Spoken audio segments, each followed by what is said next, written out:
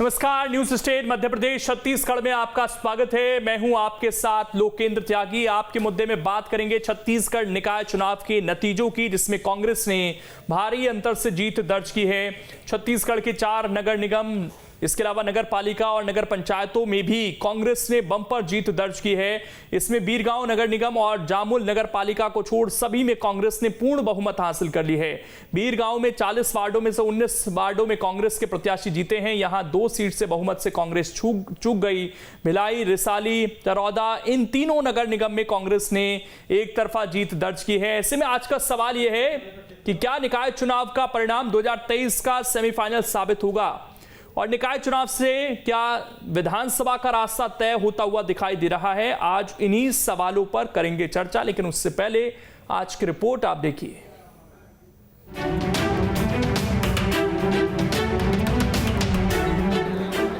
जो 5 साल लगातार काम किया है उसका फल है। बस हमने तो तैयारी कुछ नहीं किया है, लगातार 5 साल काम करते रहे, उसका परिणाम आज मिला। छत्तीसगढ़ के निकाय चुनाव में कांग्रेस को बड़ी जीत मिली है। सीधे शब्दों में कहें तो भूपेश सरकार के छत्तीसगढ़ विकास मॉडल पर जनता ने मुहर लगा दिया है। कांग्रेस कार्यकर्ताओं के लिए ये कितनी बड़ी जीत है, वो इस तस्वीर को देखकर आप समझ सकते हैं। छत्तीसगढ़ में माननीय भूपेश बघेल सरकार की नीतियों, उपलब्धियों, योजनाओं को लेकर हम कार्यकर्ताओं के साथ, हमारे मंत्री, हमारे विधायक और हमारे संगठन के पदाधिकारियों के माध्यम से जनता के बीच में गए थे और छत्तीसगढ़ की महान जनता ने इन नगरीय निकाय चुनावों में सरकार की नीतियों, उपलब्धियों पे मुहर लगा दी है। इस चुनाव के नतीजों को 2023 विधानसभा चुनाव के सेमीफाइनल के रूप में भी देखा जा रहा है, जिसमें फिलहाल कांग्रेस ने बाजी मार ली है। कांग्रेस ने छत्तीसगढ़ के पूर्व मंत्री और बीजेपी के कद्दावर नेता अजय चंद्राकर के किले में भी सेंध लगा दी है। उनके गढ़ कहे जाने वाले धमतरी के कुरूद नगर पंचायत में कांग्रेस ने जीत दर्ज की है। इस चुनाव के नतीजों पर बीजेपी क्या कह रही है, वो भी सुन लीजिए। कहीं हमारे प्रत्याशी 2 वोट से हार रहे हैं, कहीं 4 वोट से हार रहे हैं और 10 वोट से नीचे जो प्रत्याशी हार रहे हैं, ये विशुद्ध रूप से सत्ता का दुरुपयोग है। इसीलिए ईवीएम मशीन का ये लोग उपयोग नहीं किए, क्योंकि इनको मालूम था कि ईवीएम मशीन के उपयोग करने से भाजपा की स्थिति सुदृढ़ होती। तो ये जानबूझ करके दुरुपयोग करने के लिए कि कैसे अधिकारियों का और सत्ता का दुरुपयोग किया जा सकता है, ये पूरे चुनाव में इनका ये दिखा है। कुल मिलाकर इस चुनाव के नतीजों ने एक बार फिर से बीजेपी को मंथन करने पर मजबूर कर दिया है। बीजेपी इस चुनाव में बड़ी जीत की उम्मीद लगाए बैठी थी। बीजेपी ने चुनाव के दौरान धर्मांतरण और आदिवासियों के मुद्दों को भुनाने की पूरी कोशिश की, तो वहीं कांग्रेस लगातार चुनाव के दौरान सरकार द्वारा किए गए विकास की बात करती रही। Team news state. और चर्चा करने के लिए 3 खास मेहमान इस वक्त हमारे साथ जुड़ चुके हैं। सबसे पहले परिचय करा देता हूं। बाबूलाल शर्मा जी हैं, वरिष्ठ पत्रकार हैं। उमेश घोरमोड़े जी हैं, वरिष्ठ नेता बीजेपी के। और अजय गंगवानी जी हैं, कांग्रेस के नेता हैं। आप तीनों का बहुत बहुत स्वागत। सबसे पहले बाबूलाल शर्मा जी, ओपनिंग कमेंट आज आपसे। ये जो चुनावी रिजल्ट आए हैं सर, किस तरीके से देखते हैं आप इन्हें?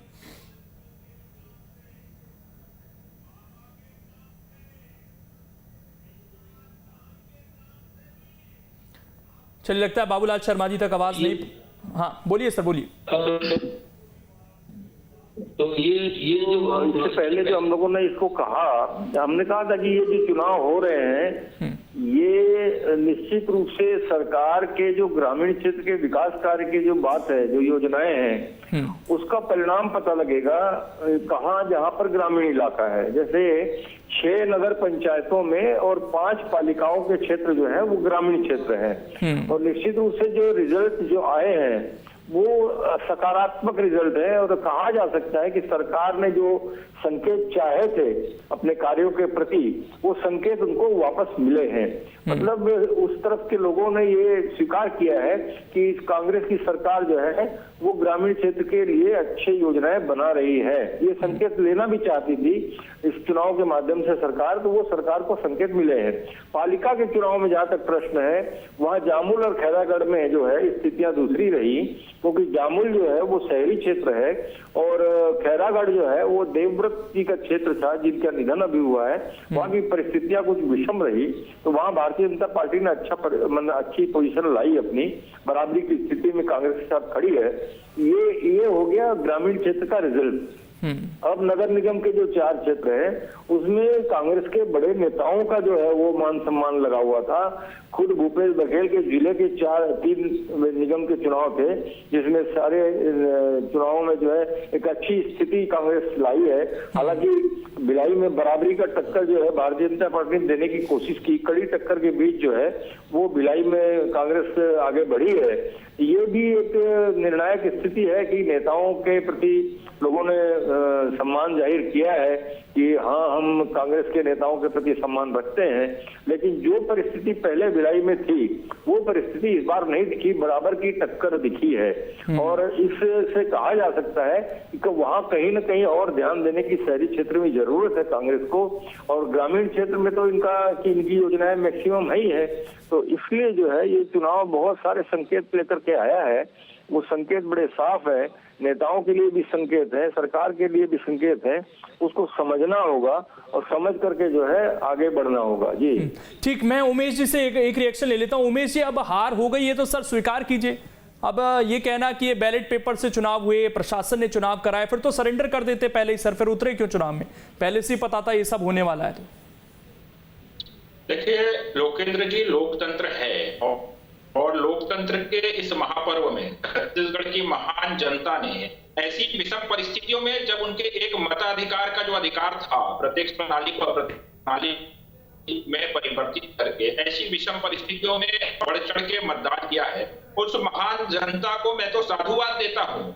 और जिस प्रकार से परिणाम आए हैं, और डिबेट के प्रारंभ में आपने किया ये आने वाले 2023 को लेकर के आपने जिक्र किया, अगर इस परिणाम को गंभीरता से देखें, जैसा कि आदरणीय बाबूलाल जी भी जिक्र कर रहे थे, इन परिणामों को अगर आप गंभीरता से देखेंगे तो प्रत्याशी वाइज और वोटों के परसेंटेज वाइज, बाद में आप लोग इसका और गहन अध्ययन और एनालिसिस कर करके फिर से डिबेट में हम सभी को आमंत्रित करेंगे, तब वह निकल करके सामने आएगा कि वह स्थिति जो 2018 के अंदर में कांग्रेस की थी, जब एक बड़ा जनादेश लेकर के कांग्रेस 70 सीटों के साथ और इन तमाम क्षेत्रों के अंदर में लगभग 80% इसमें फिर 2 चीजें कहिए सर, निकल करके आएगी। इसमें उमेश जी दो चीजें नहीं हो सकती हैं सर। या तो ये प्रशासन ने चुनाव कराया और गड़बड़ियां थी, या तो आप कहिए कि नहीं, कांटे का मुकाबला हमने दिया और अच्छा प्रदर्शन हमारे प्रत्याशियों ने किया है। देखिए लोकेंद्र जी, हमारे प्रत्याशियों ने, हमारे कार्यकर्ताओं ने तमाम विषम परिस्थितियों के बीच में लगातार, हमारी लड़ाई केवल कांग्रेस के साथ नहीं थी, सत्ता बल, बाहुबल, धन बल के विरुद्ध हमारी लड़ाई थी। और जिस प्रकार की स्थितियां निकली आपके सामने उदाहरण है, भिलाई के अंदर का ही उदाहरण अगर हम ले लें तो सत्ता पक्ष का विधायक मतगणना के एक दिन पूर्व मतगणना स्थल पर किस प्रकार से प्रवेश कर जाता अपने सुरक्षा गार्डों के साथ, किस प्रकार से अधिकारी को तबादला करने की धमकी देता है, किस प्रकार से एक एक स्ट्रांग रूम में लगने वाले अधिकारी के ड्यूटी के बारे में उनके नाम की जानकारियां लेता है, किस प्रकार से बिरगांव के अंदर में 11 नंबर की पेटी नहीं खुलती है, किस प्रकार से बिरगांव के अंदर में नटबोल्ट खुले पाए जाते हैं पेटी के अंदर से। इन तमाम विषम परिस्थितियों के बीच में सत्ता बल, बाहुबल, धन बल से हमारे कार्यकर्ताओं ने बहुत मुखरता के साथ लड़ाई लड़ी है। और उससे भी महान इस प्रदेश की जनता ने, जिस प्रकार से अगर हार जीत का मैं जवाब ले लेता हूं अजय जी से, दो मत का वो इंतजार कर रहे हैं जवाब देने के लिए। अजय जी, अच्छी जीत मिली, आप लोगों को शुभकामनाएं, लेकिन बीजेपी सवाल कर रही है सर इस पर। त्यागी जी, देखिए कहीं ना कहीं आज जो 10 जिलों का 4 नगर निगम, 5 नगर पालिका और 6 नगर पंचायत, कुल जो 15 नगरीय निकाय के चुनाव में थे, हमारी जो आशा के अनुरूप जो है छत्तीसगढ़ की जनता ने हमें शानदार आशीर्वाद प्रदान किया है और प्रत्येक कांग्रेस प्रत्याशी ने रिकॉर्ड मतों से जीत दर्ज की है। और कहीं ना कहीं ये जो परिणाम आए वो हमारे लिए अप्रत्याशित नहीं है, क्योंकि जो हमारे रोड शो हो रहे थे, हमारे प्रत्याशी जनता के बीच जा रहे थे, जो अपार जन समर्थन और प्यार उनके द्वारा लगातार हमें मिल रहा था, हम अपने परिणाम के लिए पूरी तरह से आशान्वित थे। और कहीं ना कहीं उमेश घोमड़ जी मेरे अच्छे मित्र हैं, भारतीय जनता पार्टी के वरिष्ठ नेता है। लेकिन लोकतंत्र में बाबूलाल शर्मा जी भी स्पष्ट कह रहे हैं कि लोकतंत्र में जो जो वोटों का रिजल्ट है जो आया, आज उसको सही ढंग से स्वीकार करना ही आज एक नैतिक साहस इनको दिखाना चाहिए। और कहीं ना कहीं आज जो ये चुनाव प्रणाली पे प्रश्न चिन्ह लगा रहे हैं, कहीं ना कहीं ये सच को स्वीकार करने की स्थिति में नहीं है। और देखिए कहीं ना कहीं जो चुनाव परिणाम आए हैं, इसका पूरा श्रेय मैं छत्तीसगढ़ के जो कांग्रेस के कार्यकर्ता है उनको देना चाहूंगा। और आपके लोकप्रिय चैनल के माध्यम से आज बस्तर, सरगुजा, दुर्ग, नांदगांव, रायपुर से लेकर विभिन्न क्षेत्रों में छत्तीसगढ़ की जनता ने जो कांग्रेस पार्टी के प्रति प्यार, लेकिन एक चीज बताइए अजय जी, धन्यवाद देना चाहूंगा। अजय जी कंप्लीट कर लूं, लोकेश जी मैं कंप्लीट कर लूं, फिर आपकी बात का जवाब दूंगा। और कहीं ना कहीं देखिए, आज भारतीय जनता पार्टी के जो रमन सिंह जी थे, वो लगातार कलेक्टर से लेकर एसपी को धमकी देते रहे कि आप परिणाम भुगतने के लिए तैयार हैं, हम लिस्ट बना रहे हैं। आज अजय चंद्राकर जी लोगों के हाथ पैर काटने से लेकर मारने की धमकी देते रहे, तो कहीं ना कहीं उनका अहंकार भी छत्तीसगढ़ जनता ने तोड़ा। आज देखिए, रमन सिंह जी का जो गृह क्षेत्र है राजनांदगांव, वहां से एक वार्ड के एक पार्षद जीतने में सफल नहीं हो पाते। अजय चंद्राकर जी का जो गुरु क्षेत्र है लोकेश जी, वहां से एक पार्षद नहीं जीत पाता। आज इनकी केंद्रीय मंत्री रेणुका सिंह का जो प्रेमनगर क्षेत्र है, वहां से ही वो पूरी तरह असफल साबित होती है। इनकी कदावर नेता सरोज पांडे का जो क्षेत्र है, वहां से एक प्रत्याशी नहीं जीतता। तो कहीं ना कहीं आज भारतीय जनता पार्टी के नेताओं का जो अहंकार था, उसको छत्तीसगढ़ जनता ने चकनाचूर किया है। और ये जो परिणाम है, ये पूरी तरह माननीय भूपेश बघेल जी का जो छत्तीसगढ़ का विकास मॉडल है, उस पर मोहर लगाई है। लोकेश जी जवाब देना। अजय जी देखिए, 2 नगर निगम अगर हम देखें, उसमें एक भिलाई का और एक बीरगांव का। भिलाई में आप बिल्कुल एज पर हैं, 35 हैं, 36 होते तो आपका बहुमत हो जाता। अभी आपको जरूरत पड़ेगी किसी एक व्यक्ति की, और बीरगांव में भी आपको 2 लोगों की जरूरत पड़ेगी। 19 तो ये आपको लगता है कि इस तरह का मैंडेट की उम्मीद आप कर रहे थे नगर निगम पर, क्योंकि सबकी नजरें रहती हैं सर, और वहां पर आप 2 जगह मतलब पूर्ण बहुमत नहीं ला पाए, जबकि इतनी बड़ी सरकार चल रही है और आप लोग तमाम योजनाएं लेकर गए लोगों के बीच में। एक सरकार का सपोर्ट इस लिहाज से भी रहता है कि लोग ये सोचते हैं कि भाई जिसकी राज्य में सरकार है उसको हम क्यों ना मौका दें, तो उससे एक बैलेंस बना रहता है। उसके बावजूद यहाँ पर आप चूके हैं। त्यागी जी, मेरे को एक चीज बताइए, 15 नगरीय निकाय के चुनाव में 13 में हमारा स्पष्ट बहुमत है, ये बहुत अच्छा परसेंटेज है। और कहीं ना कहीं देखिए, जो बीरगांव है उसमें भी हमारे 19 पे है। कुछ हमारे निर्दलीय प्रत्याशी जो कांग्रेस से असंतुष्ट होकर भी व्यक्तिगत रूप से चुनाव लड़े हैं, तो आगे भी हमारी संभावनाएं बाकी है। अभी 2 क्षेत्र के आगे के जो परिणाम है वो भी बाकी है, जो उनके बीच में चुनाव किए जाएंगे। और कहीं ना कहीं देखिए, 15 में से 13 मतलब 90% से ज्यादा जनता ने हमें समर्थन दिया है। और कहीं ना कहीं माननीय भूपेश बघेल जी के क्षेत्र में 3 सालों के कार्यकाल में ये मैं तो नगर निगम की बात कर रहा हूं सर। नगर निगम का जो कांटे की टक्कर 2 जगह मिली, ये एक्सपेक्टेड थी आप लोगों को? क्योंकि बातें इस तरह की आ रही थी कि बहुत बड़ा मैंडेट मिल सकता है। हाँ, मैं आ रहा हूं सर, 1 मिनट उमेश जी आपके पास। त्यागी जी, 15 में से 13 मतलब 90% से ज्यादा सफलता। सर नगर निगम की बात कीजिए ना सर। मैंने तो शुभकामनाएं दे दी हैं अच्छे रिजल्ट्स के लिए। मैं केवल नगर निगम पर फोकस करना चाह रहा था, क्योंकि मेन चुनाव, बड़े चुनाव यही है जहां पर मेयर सबको दिखना है कि कौन मेयर है। देखिए, 4 जो है, 2 जगह का बात आपकी सही है, उस जगह भी हम लोग के प्रयास जारी हैं। और अभी फाइनल जो देखिए बीरगांव की बात करें, मुझे थोड़ी देर पहले तक की जो अपडेट था त्यागी जी, 2 सीटों पर काउंटिंग अभी भी जारी थी, तो 19 तक तो स्पष्ट आ चुका है। और लगभग बाकी जो इसका है, अभी 2 सीटों का परिणाम होना बाकी है। हो सकता है वो 2 सीटें हमारे फेवर में है और हमारी सरकार बन सके। और देखिए, कहीं ना कहीं लगातार स्वास्थ्य, बिजली, पानी, सुरक्षा को लेकर हमने लगातार कार्य किया, इसीलिए हमें समर्थन मिला। और कहीं ना कहीं जो यहाँ उमेश जी बैठे हैं, इनको जो मिला है, आपको लगता है कि शहरी क्षेत्रों में अभी कुछ और काम करना पड़ेगा? क्योंकि इस चीज का जिक्र बाबूलाल, मैं उमेश जी आ रहा हूं 1 मिनट सर, आपको मौका दिया मैंने 1 मिनट, क्योंकि उमेश बाबूलाल शर्मा जी ने भी इस चीज का जिक्र किया कि ग्रामीण इलाकों के लिए आप जो योजनाएं लेकर आए, उसका बहुत बड़ा एज आप लोगों को मिलता है, लेकिन शहरी इलाकों में शायद थोड़ा सा आप एज गवाते हैं। इस चीज को मानेंगे आप? त्यागी जी, देखिए, पहले जो था स्थितियां काफी अलग थी और अभी काफी नगरीय क्षेत्र में कांग्रेस का प्रभाव काफी बड़ा है पहले से। हमने लगातार जो छोटे भूखंड के रजिस्ट्री थे उस पर रोक लगी थी, वो हटाया। गाइडलाइन दरों में 30% कमी की, गुमाश्ता लाइसेंस की अनिवार्यता को समाप्त किया और 4,38,000 से ज्यादा पट्टे दिए। इस प्रकार के जो हमारे कदम है त्यागी जी, वो कहीं ना कहीं जो शहरी क्षेत्र के लोगों को डायरेक्ट प्रभावित कर रहे हैं। और हमारा जो मता का पहले का प्रतिशत है, वो नगरीय क्षेत्रों में पहले से काफी बेहतर है। बाबूलाल शर्मा जी वरिष्ठ पत्रकार है, मैं उनकी राय का सम्मान करता हूं, लेकिन पहले और आज की जो स्थिति है, उसमें जो नगरीय क्षेत्र में मतदान का प्रतिशत है, वो कांग्रेस के फेवर में ज्यादा है।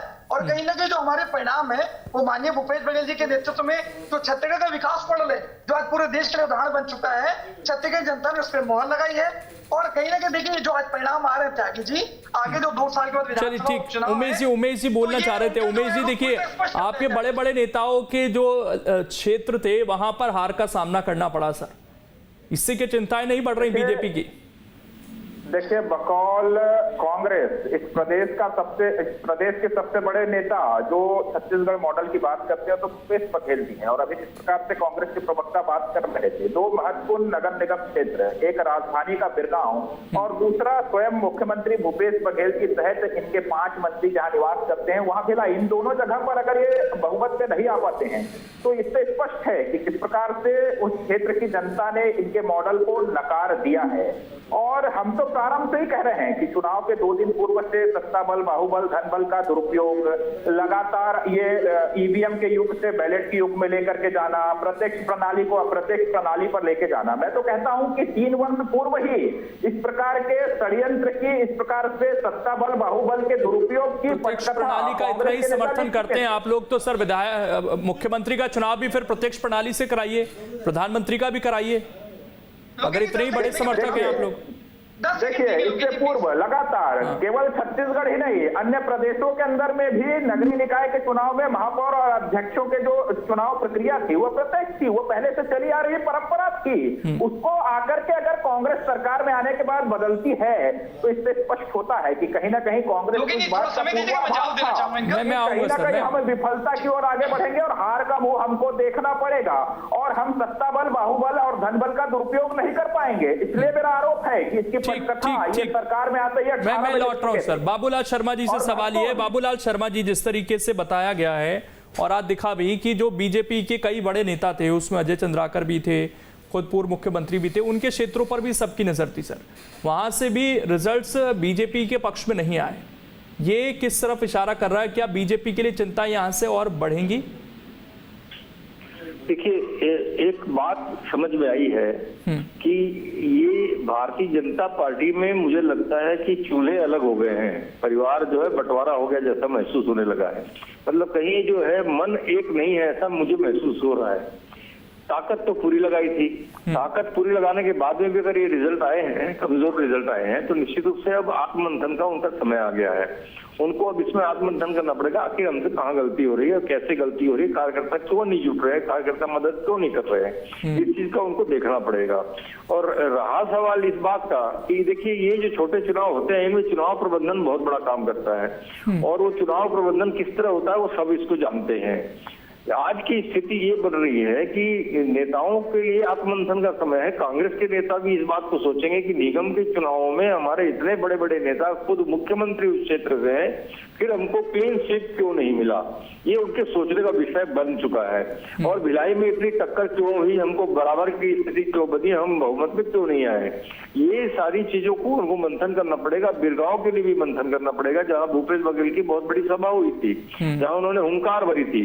तो ये सारी चीजों का जो है खुद का आत्ममंथन करना होगा कि हमने शहरी क्षेत्र में कहाँ गड़बड़ी कर दी, कहाँ गलती कर दी, क्या हमारा मैनेजमेंट गड़बड़ हो गया, या हमारे जो निगम थे उसमें भ्रष्टाचार का इतना ज्यादा बोलबाला था कि कोई काम भी बिना पैसे के नहीं होता था। ये सारी चीजें सोचने का विषय है। देखिए, विकास के विषय को तो विकास के विषय को लेकर के चली कांग्रेस, वो ये संकेत चाहती थी कि हम विकास के काम को लेके जाएंगे चुनाव में तो हमको संकेत मिलेंगे कि हमारा विकास सही जा रहा है या नहीं जा रहा है। तो ग्रामीण क्षेत्र ने जवाब दिया, लेकिन शहरी क्षेत्र ने भी जो जवाब दिया है उसको भी ध्यान में रखना पड़ेगा कि कहीं ना कहीं आपके विकास के कार्य जो है शहरी क्षेत्र में प्रभावशील नहीं है, बहुत ज्यादा प्रभाव नहीं डाल रहे हैं। इसके लिए कुछ ना कुछ उनको आगे जाकर करना पड़ेगा। देखिए, साफ सफाई का काम तो बहुत अच्छा हो रहा है, हम भी मानते हैं इस बात को कि पहले की बनिस्बत आज के दिन साफ सफाई बहुत अच्छी होती है, लेकिन जो ये निगम में जो भ्रष्टाचार का जो अड्डा बन जाता है उसको सुधारना पड़ेगा। कहीं ना कहीं उस लाइन में इनको काम करना पड़ेगा। और देखिए, आरोप पत्र जो भारतीय जनता पार्टी ने दिया था, शायद उसका वो प्रचार ढंग से नहीं कर पाए या आरोप पत्र फेल हो गया। ये सारी चीजें मिलजुल करके जो है ये महसूस कराती है कि अपनी अपनी गलतियों को सब लोग अपना अपना समझेंगे इस चुनाव से। ये चुनाव बहुत महत्वपूर्ण इसलिए है क्योंकि ये विधानसभा के चुनावों के पहले हो रहे हैं, और भी बहुत सारे निगम और पालिका के चुनाव होंगे, उसमें ही पता चलेगा। लेकिन इससे एक संकेत मिल गया है सरकार को भी और भारतीय जनता पार्टी को भी हमारी आगे स्थिति क्या होने वाली है। इसलिए उनका सुधार करने का एक अच्छा मौका दोनों दलों को मिला है और वो उसको आत्ममंथन करके उसको करेंगे। सवाल बाबूलाल शर्मा जी, आखिरी सवाल आपसे मेरा ये है कि जेसीसी जे को हम सोच रहे थे कि अब शायद बहुत ज्यादा कुछ बचा नहीं है छत्तीसगढ़ में, लेकिन कई जगहों पर खाते खुले हैं। रायपुर की बीरगांव सीट थी, वहां भी अच्छा प्रदर्शन किया है। तो क्या अभी पूरी तरीके से हम ये कह सकते हैं कि जेसीसी जे को भी खारिज नहीं किया जा सकता है?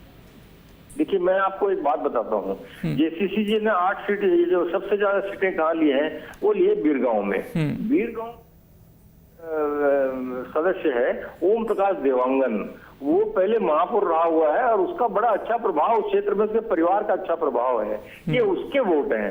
ये मैं इसको अभी भी मानने को तैयार नहीं हूं कि जनता कांग्रेस जोगी का ये मत है। और जो भी व्यक्ति एक और जामुल से भी जीता है तो वो जामुल वाला भी स्थानीय अपनी छवि के कारण जीता है। और ये जरूर है कि जिस व्यक्ति को कांग्रेस और भाजपा से टिकट नहीं मिलेगी और वो जैसे टिकट लेके खड़ा होगा और स्थानीय रूप से उसके पावर अच्छे होंगे, उसका महत्व अच्छा होगा, तो वो जीत जाएगा। जेसीसी जैसे एक टिकट लेकर के जो है वो जीत सकता है, ये एक भावना बनी है। लेकिन इससे बहुत ज्यादा स्ट्रांग कोई पोजीशन बन जाएगी जनता कांग्रेस की पूरे प्रदेश में, ऐसा मैं व्यक्तिगत रूप से नहीं मानता।